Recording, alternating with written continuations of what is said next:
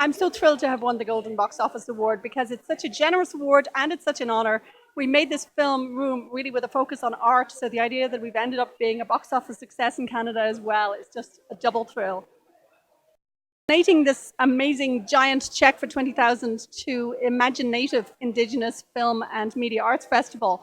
I just thought, what can I do to give back to the film industry and to help it become even more diverse? And I think Imaginative are going to do beautiful things with this money, and I can't think of anything more exciting to do with the gift than re-gift it in this way.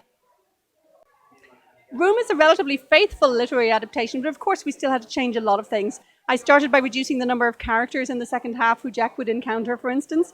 You know, in the book, it's episodic and he can meet, say, his grandmother's book club. But in a movie, you know, you don't want the audience to have to invest in too many new faces. So we changed that. We also changed the number of locations in the second half. We really clung to that suburban home as a contrast with the locked room of the first half. So a lot needed to change, especially in that second half where Jack encounters the world. But I think we tried to keep the spirit of the book alive in every scene.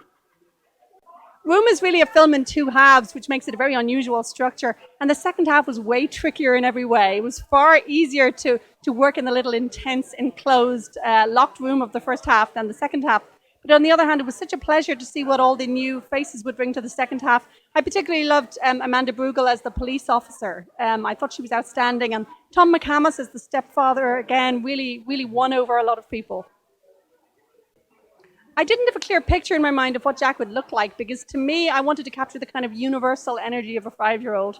And I knew we couldn't hire a 5-year-old because, you know, they needed to be more understanding and grown up. But in finding the tiny, perfectly formed Jacob Tremblay, who at 7 still had those really young bones, and yet he had all the skill of an older child and the sensitivity, and above all, playfulness. He's a really natural, genuine kid.